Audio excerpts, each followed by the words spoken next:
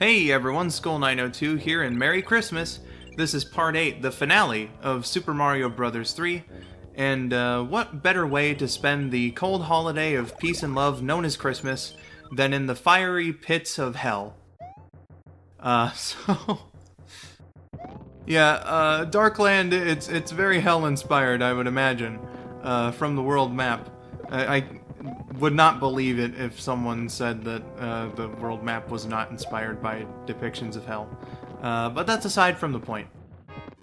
It's the end game. The finale, we're off to save the princess because he had us going on a wild goose chase throughout the whole time. The whole thing with the Koopalings stealing the magic wands from the kings, it was all a setup. So, Mario and Luigi gotta get her back.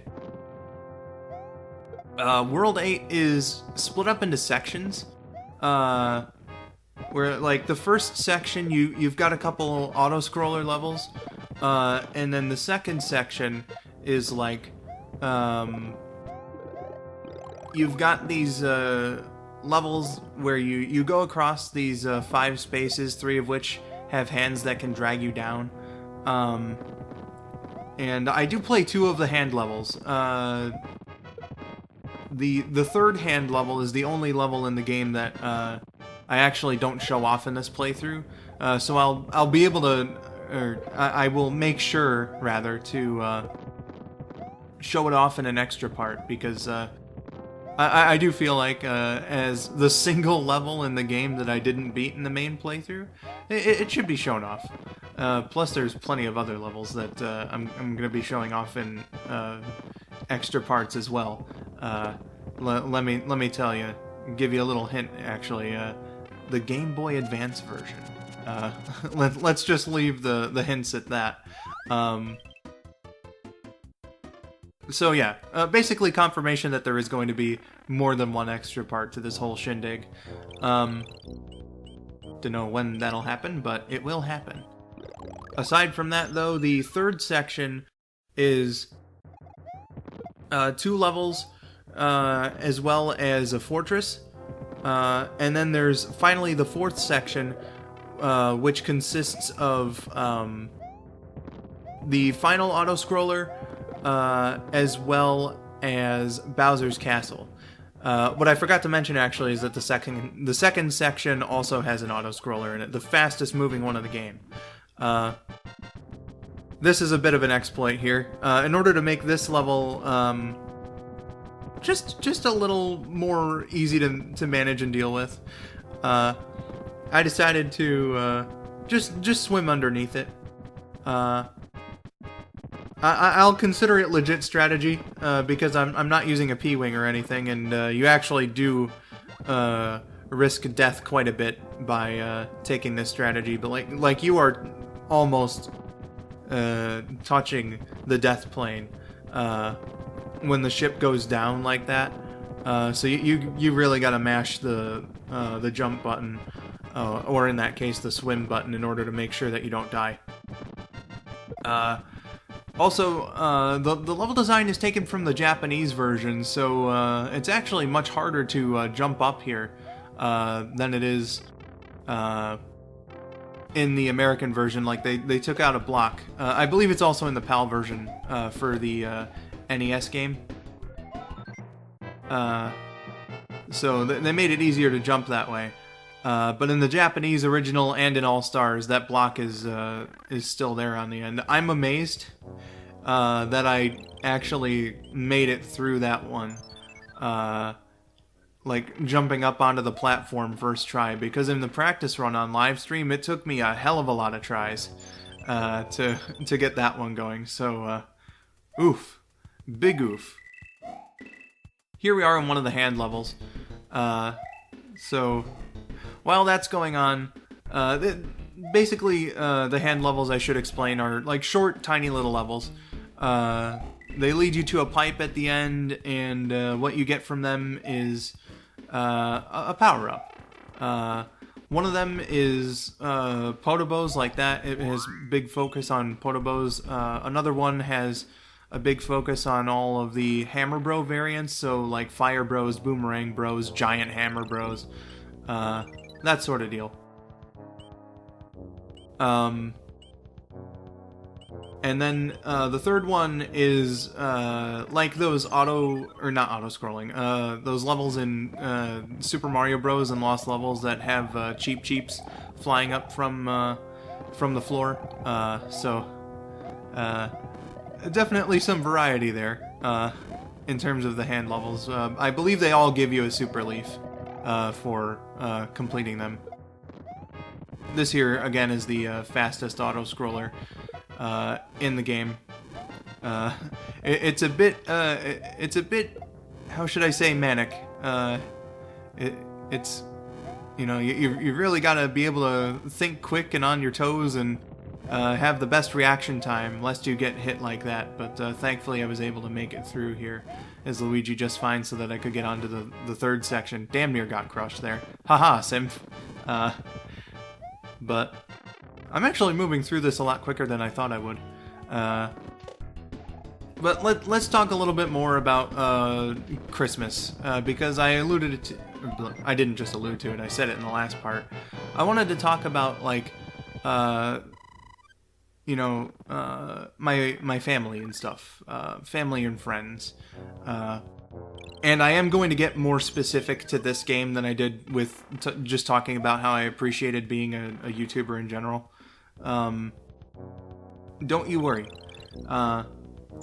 So, I've mentioned this plenty of times, but I got Super Mario All-Stars with my Super Nintendo on Christmas Day in 2001. That's how I experienced the classic Mario games up to Super Mario World for the first time. And, you know, it was incredible to receive that as a gift from one of my mom's online friends.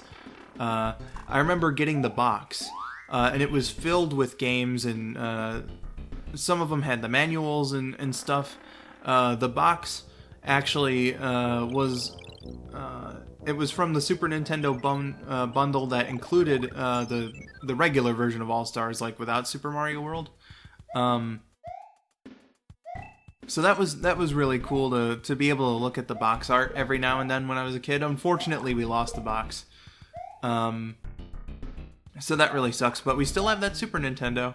Haven't played it in 7 years, which makes me really goddamn sad, but you know, we still have the system, and one of the two controllers that it came with. Unfortunately, the other one broke. But my friend donated another one. I had a friend who had extra SNES controllers and just decided to give me one, which was really nice of him. That's aside from the point. A very appreciated donation, though. On the subject of appreciation. But, like, I don't quite remember a whole lot about my first impressions of Super Mario Bros. 3. Like, I can remember the first time we booted up the first game. But the other ones on the compilation, I don't quite remember where we were in terms of the gameplay. Like, the world that the cartridge happened to be saved on or anything like that. So, that's a bit hazy to me. But I do remember always liking the intro for the game, and Mario and Luigi, like, you know, kind of trolling each other over and stuff. That was fun. That was always fun to watch. And playing it co-op with, you know, either my older brother or my younger brother, I have plenty of good experiences with that as well. The only I say good experiences, but the only one that I seem to remember specifically was one time my older brother and I were playing, and we were in World 1, and I was like, okay, there's 2 Toad houses here, so we can split them. And then the motherfucker took both of them. Son of a bitch.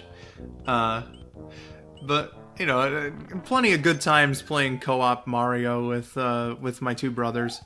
Oh, in this level, you take the first sand pit here, and there are 2 pipes. One of them leads to a power-up, and the other one just skips part of the level. So that's something to keep in mind there. The power-up is always not always a super mushroom. I mean, I only entered this as Small Mario, both on the practice run and here, I believe.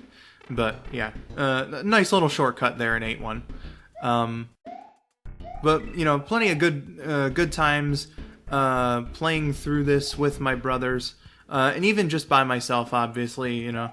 The game is fun even when you're by yourself, as any single-player game should. You know, I remember, like, late in 2003 and early in 2004, Mario All-Stars was, like, the only thing I would play, pretty much. Because I was, like...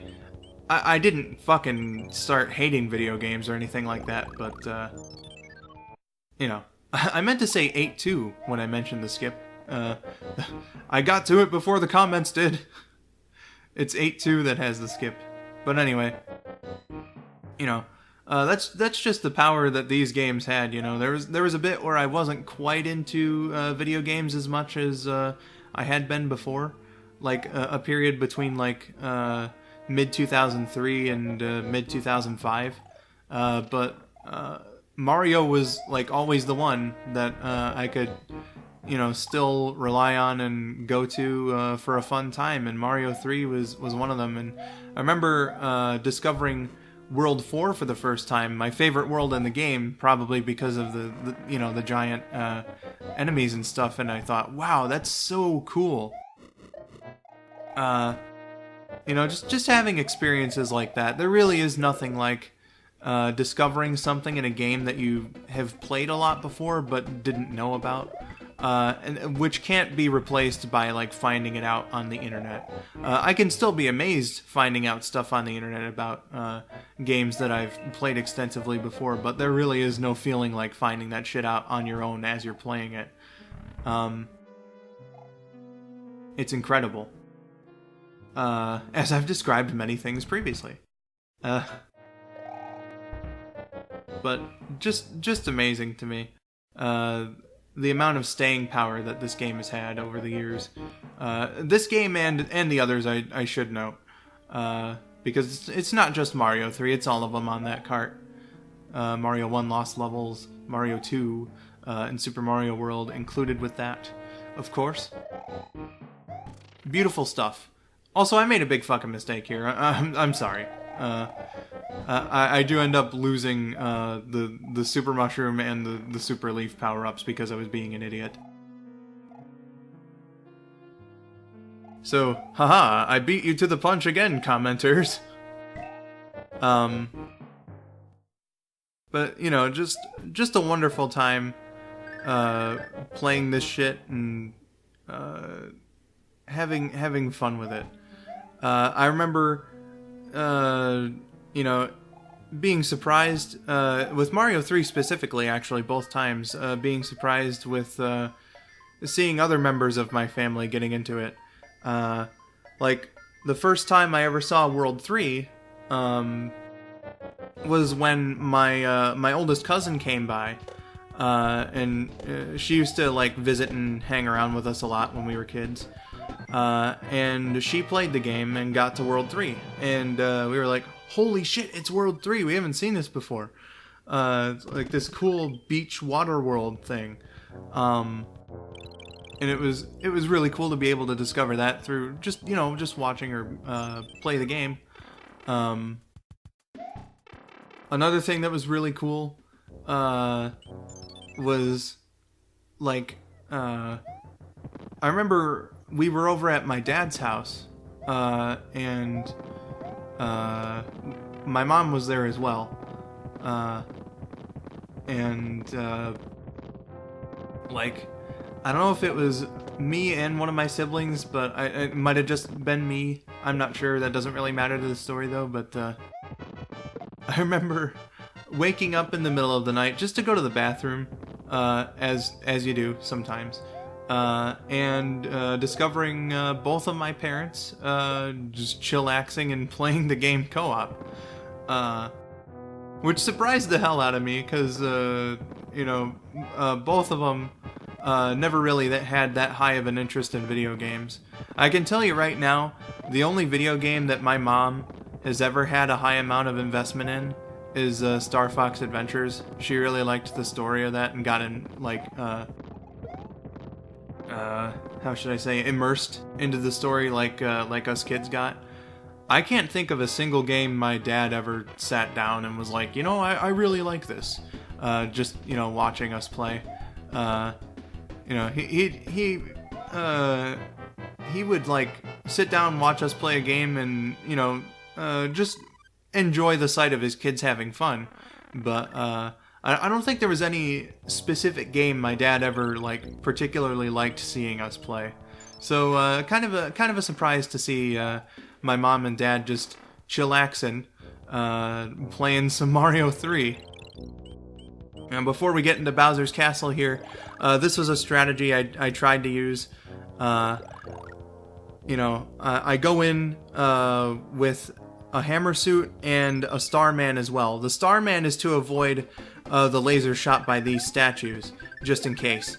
And then the hammer suit is so that I can fight Bowser, and if I hit Bowser with 4 hammers, he goes down, which is much quicker than taking him out the alternative ways with the Fire Flower or just doing it normally. Unfortunately, I tried going into it like I've seen speedrunners do it, but first of all, I took the wrong path to Bowser, so I got the wrong level design. And secondly, I just tried doing it too quick, and I fucking lost the hammer suit immediately. So I had to do the I had to do the battle the normal way. So unfortunately, no hammer kill on Bowser for me, but I do show off the capabilities of the hammer suit. Like again, like I described, you know, even the fucking candle flames, fuck them, just throw a hammer at it. Thwomps, fuck them, just throw a hammer at it. I didn't do it to any of the Potobos, but I could have. And you know, fuck it, just throw a hammer at it and they fucking die. I will say I'm impressed with myself though, because I did make it to Bowser with the hammer suit, which I had never done before. So at least there's that. I'll show that off in an extra video, defeating Bowser with the hammer suit. Why not? It just really fucking disappoints me that I went in overzealous and just immediately fucking lost it. Really, really fucking sucks. So, you know, again, I don't even know why, because in the other level design, like, he's a bit above you when he shows up, so that's why you're able to hit him.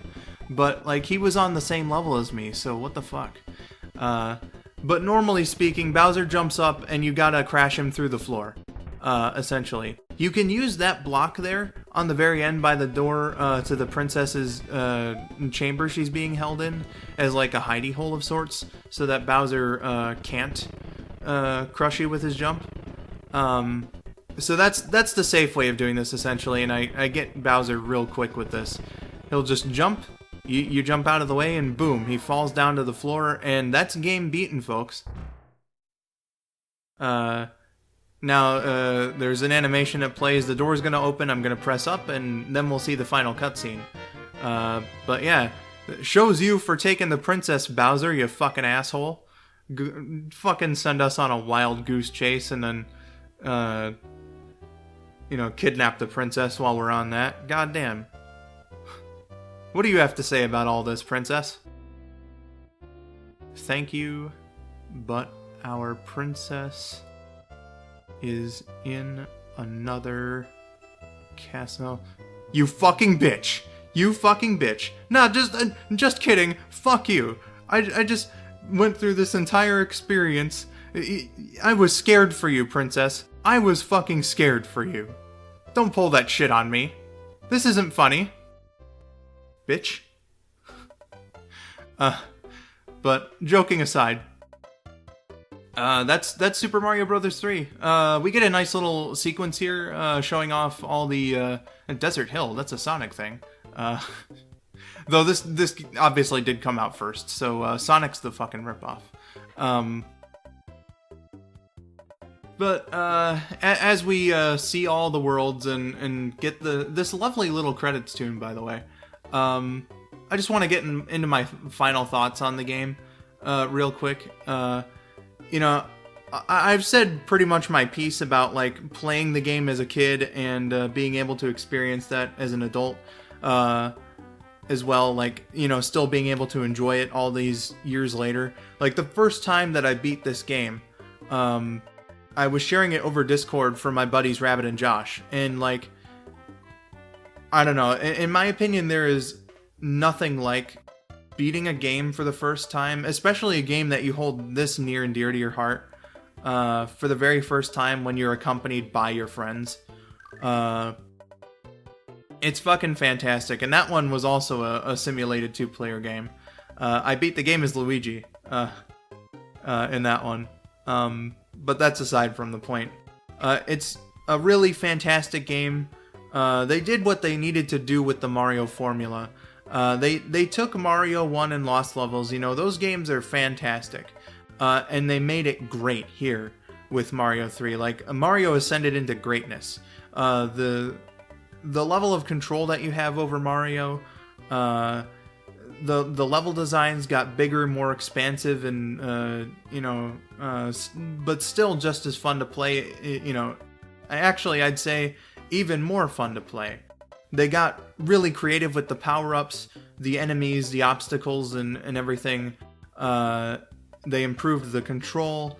You know, they just took Mario 1 and 2 to Japan, Lost Levels, and evolved it. It's the perfect evolution and the perfect way to say goodbye to mainline Mario games on the Famicom/NES. A perfect farewell to the 8-bit era from Mario for the main series of games, definitely. It went out on a good note. It's just a natural evolution, and they could have just improved it, but they really took it well beyond improvement, which makes the next Mario game all the more impressive, because they were able to do that again with the 16-bit technology of the Super Nintendo. And that's the note that I'm going to be ending on, that Mario 3 is an absolutely fantastic, great game. And in my opinion, of the few that I've played, the best platformer for the Nintendo Entertainment System by far.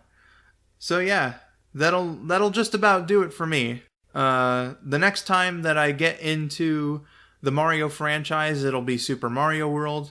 But the next time that I do an LP in general, it'll be Sonic Adventure DX for Steam. I hope you guys look forward to that one as I finally get into 3D Sonic. But until then, I've been Skull902. Thank you for watching and have yourselves a wonderful day.